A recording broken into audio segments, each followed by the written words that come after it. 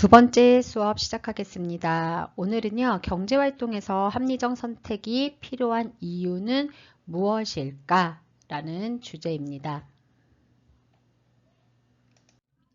오늘 우리가 반드시 알아야 될 것은 자원과 욕구의 관계는 어떻게 되는지, 두 번째는 합리적인 선택을 하기 위해서는 무엇을 고려해야 할지를 우리 오늘 배우도록 할게요. 희소성과 희귀성. 우리 아래 글을 보면서 희소성과 희귀성이 어떻게 다른지 살펴보겠습니다. 돼지 한 마리를 도살하면은 삼겹살은 한 6kg 정도 나오고요. 그 다음에 목살은 2kg 정도 나온다고 해요. 그러면 우리가 봤을 때 삼겹살과 목살 봤을 때 어느 부위가 더 적은가요? 목살이 적죠. 그러면 우리는 목살이 양이 더 적어요. 이때 목살을 희소하다라고 할까요? 희귀하다라고 할까요? 목살은 희귀하다라고 얘기해요. 희귀하다는 건 뭐냐면은 절대적으로 양이 적다라고 하기 때문에 희귀하다라고 하는 거죠. 그러면 희소하다라는 거는 무슨 의미일까요? 우리 아래 마지막 문장 보면은요, 이렇게 나와 있죠. 우리나라에서는 삼겹살이 목살보다 더 비싸게 팔린다. 이상하지 않나요? 보통은 양이 적은 것을 더 비싸게 팔아야 되잖아요. 그런데 삼겹살이 양이 더 많음에도 불구하고 더 비싸게 팔린대요. 왜 비싸게 팔려요? 그쵸. 우리나라 사람들은요, 삼겹살을 더 많이 선호하거든요. 삼겹살을 좋아하거든요. 그래서 삼겹살이 6kg라고 해도 우리나라에서는 이 삼겹살 6kg가요, 적은 양인 거예요. 그렇기 때문에 우리나라는 더 비싸게 팔리는 거죠. 그러면 여기서 바로 삼겹살은 희소하다라고 할 수 있어요. 희소하다라는 뜻은 무엇일까요? 희소하다라는 것은 바로 인간의 욕구는 무한한데 자원의 양은 한정되어 있을 때 우리는 희소하다라고 얘기해요. 자원이 한정되어 있어요. 근데 그거보다 어떻게 해요? 인간의 욕구가 더 클 때 우리는 희소하다라고 한다라는 거죠. 그래서 삼겹살이 어떻게 해요? 6kg예요. 근데 그거보다 우리는 삼겹살을 요구하는 삼겹살을 먹고 싶어하는 사람이 훨씬 많기 때문에 목살보다 삼겹살이 더 희소하다라고 할 수 있는 거죠. 희소성의 성격은 어떻게 되는가? 첫 번째예요. 욕구에 비해 상대적으로 자원의 양이 부족할 때를 우리는 부족하다라는 거죠. 네, 여기서 중요한 건 상대적이에요. 아까 절대적으로 양이 적다라고 했을 땐 그건 희귀하다라고 표현한다고 그랬죠.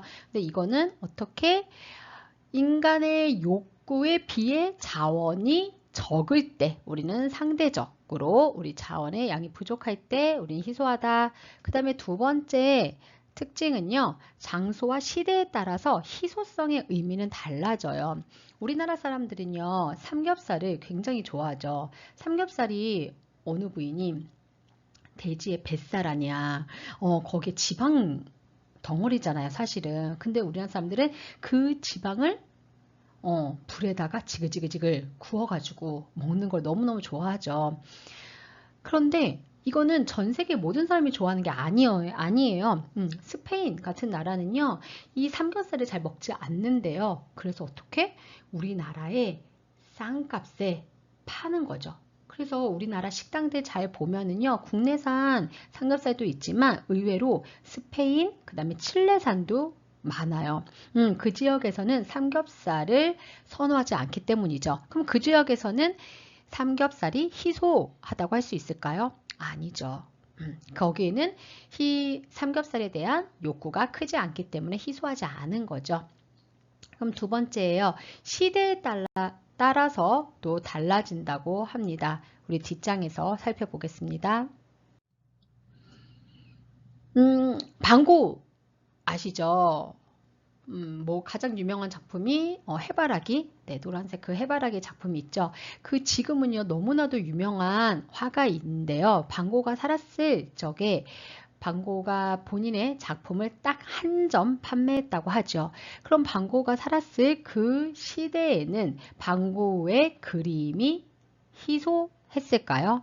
아니죠. 희소하지 않았다는 거잖아. 아무도 사주지 않았다는 거죠. 그래서 일평생 딱 한 점밖에 팔지 못했다는 거죠. 그런데 지금 반고의 작품이 이 진품이 갤러리 시장에 나왔어. 그럼 어떡해? 너도 나도 사고 싶어 하겠죠. 지금은 반고의 작품은 굉장히 희소성이 높은 작품이 되었어요. 바로 이것처럼 희소하다라는 뜻은 시대에 따라서도 변화될 수 있다라는 거죠. 여기 사진 하나 더 있는데요. 이것도 같이 보겠습니다. 지금 너희들한테 다이아몬드 가질래? 쌀 가질래? 그럼 너희는 무엇을 가질까요? 당연히 다이아몬드 달라고 하겠죠. 왜요? 쌀은 너무 흔하잖아. 근데 너희가 지금 무인도에 뚝 하고 떨어졌어요. 와, 진짜 살 길 막막하네? 그때 여러분들한테 제가 다이아몬드 줄까? 쌀 줄까? 그럼 여러분들은 무엇을 달라고 할까요? 그쵸. 내가 지금 먹고 살기가 막막해. 이러다 굶어 죽겠어. 다이아몬드가 뭐가 필요하겠니? 바로 쌀이 희소하다라고 할 수 있는 겁니다.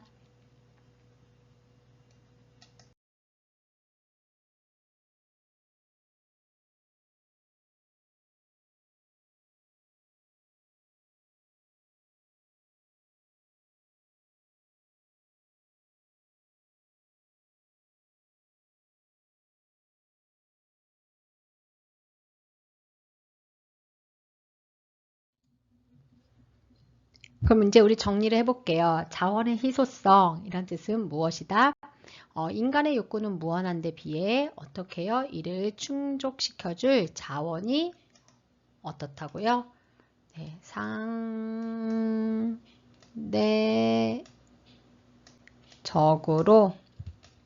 상대적으로 부족한 현상을 말한다. 그 특징 첫 번째는 뭐였어요? 방금 우리 봤었던 것처럼 상대적이에요. 상대적.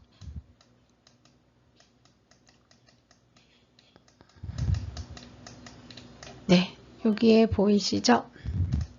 네, 절대적인 양에 의해서 보다는 뭐에 따라서 인간의 욕구 정도에 따라서 달라진다. 그다음 또 하나는요, 가변적이래요. 뭐와 뭐에 따라 달라진다? 그쵸? 장소, 그 다음에 시대. 그러면 우리가 이렇게 가격 결정을 할 때에 중요한 원인은 무엇인가? 바로 이거예요. 희소성에 따라서 가격이 결정된다. 아까 본 것처럼 양으로 따졌을 때는 돼지 한 마리 잡았을 때 삼겹살의 양이 훨씬 많잖아요. 그런데 사람들 욕구가 어떤 게 더 커요? 삼겹살하고 목살하고 삼겹살이 욕구가 더 크대. 그러니까 그 희소성에 따라서 어떻게 해요? 삼겹살의 가격은 더 비싸다. 근데 그거는 우리나라에서 그러겠죠. 스페인 같은 나라에서는 어떻게 해요? 삼겹살은 사람들이 좋아하지 않기 때문에 어떻게 완전 헐값에 살 수 있겠죠. 그 다음에 여기요. 선택 문제가 왜 이렇게 우리는 선택을 해야만 할까? 왜 우리 가지고 싶은 거 다 가질 수 없는 거니? 그 원인은 뭐니? 바로 뭐예요? 자원은 어떻다? 한정되어 있다. 다시 말하면 그 자원은 희소하기 때문에 우리는 선택을 해야만 하는 거야. 내가 자원이 풍부하면은 이것도 사고 저것도 사고 다 가질 수 있지만 자원은 어떻게 한정되어 있다 보니까 우리는 선택의 문제에 직면하게 된다. 그러면 이번에는 기회비용에 대해서 배울게요. 이 기회비용은 굉장히 중요한 개념이지요. 기회비용이란 무엇인가? 바로 방금 말한 것처럼 이제는 우리가 가지고 있는 자원이 한정되어 있기 때문에 우리는 선택을 해야 돼요. 그리고 우리는 합리적인 선택을, 지혜로운 선택을 해야겠죠. 그럼 이 내가 합리적인 선택을 하기 위해서는 어떤 것이 필요한가? 바로 기회 비용을 우리가 잘 알고 그것에 따라서 선택을 하는 것이 합리적 선택이라고 할 수 있습니다. 기회 비용한 건 뭔데? 내가 어떤 걸 선택해? 그럼으로써 포기하는 다른 선택이나 기회들 중에서 가장 큰 것. 이게 기회비용이래. 뒤에 좀 예를 들어서 다시 설명할게요. 그러면 이 기회비용이란 건 어떤 것을 말하냐? 한번 보자. 지금 기회비용이라는 것은 내가 A를 선택함으로써 포기하게 되는 B, C, D 중에서 가치가 가장 큰 것이 기회비용이라고 했어. 근데 그 기회비용을 잘 또 뜯어보면은 이렇게 나눠져 있어. 내가 어떤 선택, 그치? A를 선택을 하게 되면서 실제로 쓰게 되는 비용이 있는 거죠. 예를 들면은 제가 지금 자두와 복숭아와 방울토마토를 두고 어떤 걸 선택하지? 라고 제가 고민하고 있어요. 그랬을 때 제가 요즘에 복숭아가 참 달더라. 복숭아를 선택했어. 복숭아를 선택함으로 해서 내가 복숭아 값을 지출해야 되죠. 그 비용이 바로 무슨 비용이다? 명시적 비용이다. 명시적 비용이다. 그리고 플러스 내가 복숭아를 선택함으로 해서 포기한 것은 뭐예요? 자두와 방울토마토잖아. 나는 방울토마토와 자두 중에서 두 번째로 내가 원했던 거는 자두거든. 그러면 내가 복숭아를 선택함으로 해서 포기한 것 중에서 가치가 가장 큰 거 바로 자두죠. 그 자두의 비용이 뭐라고요? 암묵적 비용이라고 해요. 이걸 암묵적 비용이라고 해요. 그래서 이 명시적 비용과 암묵적 비용을 합한 것을 우리는 뭐라고 한다? 기회비용이라고 한다. 예를 들어서 기회비용을 다시 설명해 보겠습니다. 다혜는 3,000원을 가지고 있대요. 분식집 메뉴는 지금 보는 것처럼 떡볶이, 그 다음에 순대, 어묵 이렇게 세 가지가 있죠. 다혜가 이 세 가지 중에서 먹었을 때에 가장 큰 만족감을 주는 것은 떡볶이는 10점, 그 다음에 순대는 8점, 어묵은 5점이래요. 근데 이 중에서 이제 우리가 한 가지 메뉴를 정한다고 했을 때 다혜는 여기서 떡볶이가 가장 만족스럽다고 하니 우리가 한번 떡볶이를 선택한다고 한번 해볼까요? 떡볶이를 선택했어요. 떡볶이를 선택했을 때의 기회비용은 어떻게 될까요? 떡볶이를 선택했어. 그럼 내가 떡볶이를 선택함으로 해서 지출해야 되는 명시적 비용은 얼마요? 네, 3,000원이겠죠. 떡볶이를 선택했을 때 네, 명시적 비용은 얼마요? 3,000원이 되겠어요.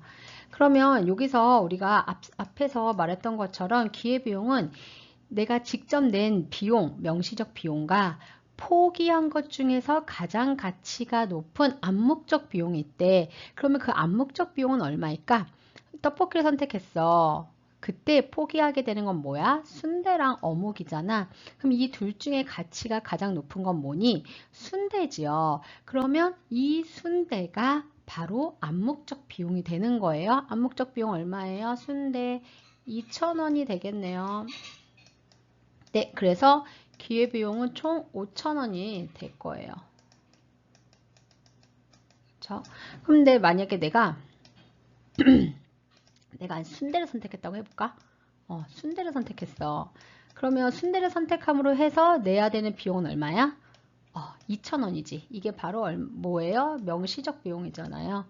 네, 명시적 비용 2,000원이에요. 그리고 내가 순대를 선택함으로 해서 포기하게 되는 가치는 뭐죠? 포기하게 되는 것은 떡볶이와 어묵이잖아요. 그때 떡볶이는 10점, 어묵은 5점이기 때문에 바로 어떻게 해요? 그 중에서 가치가 가장 높은 떡볶이가 되겠네. 그러면은 떡볶이의 비용 얼마니? 3,000원이네요. 이렇게 보니까 결국에는 이것도 기회비용이 얼마예요? 5,000원이에요. 그럼 이랬을 때 이렇게 비용이 같아. 그랬을 때는 어떻게 해요? 내가 먹었을 때에 더 만족스러운 걸 선택하면 되겠죠? 그게 뭐죠? 바로 떡볶이요. 그래서 다혜가 가장 만족할 만한 합리적인 선택은 떡볶이가 되는 것입니다. 그러면 우리가 이제 기회비용을 배웠잖아요. 그럼 기회비용에 따라서 합리적인 선택은 어떻게 하는 것인가? 바로 인간은 만족을 추구한다고 했죠. 행복을 추구하잖아요. 만족할 소비를 하는 게 합리적인 소비인 거고요. 가장 가능하면 적은 비용으로 큰 편익을 얻는 선택인 거죠. 편익이라고 하는 것은 선택을 해서 얻는 만족감이고요. 그 다음에 기회비용이란 것은 포기하는 것들 중에서 가장 가치가 큰 것을 말한다고 했지요. 그럼 얘들아, 방금처럼 비용이 똑같아요. 그랬을 때는 무엇을 보면 될까요? 바로 편익을 따지면 되는 것이고요. 그 다음에 반대로 편익이 똑같아. 이걸 먹나 저거면 나에게 만족감이 똑같아. 그랬을 때 어떻게 해야 돼, 우리? 당연히 비용이 적은 것을 선택하면 되겠죠. 바로 우리는 여러분들이 무엇인가를 구매할 때 여러분들 머릿속에서는 바로 이러한 것들을 다 따져가면서 우리가 소비를 하고 있었던 거예요. 그동안요. 네, 그런데 우리가 이제 사회 시간에 경제학적으로 그것을 무엇이라고 하는가? 아, 바로 나는 그동안 기회비용을 따져가면서 선택을 했었구나 라는 것을 다시 한번 확인할 수 있는 거죠.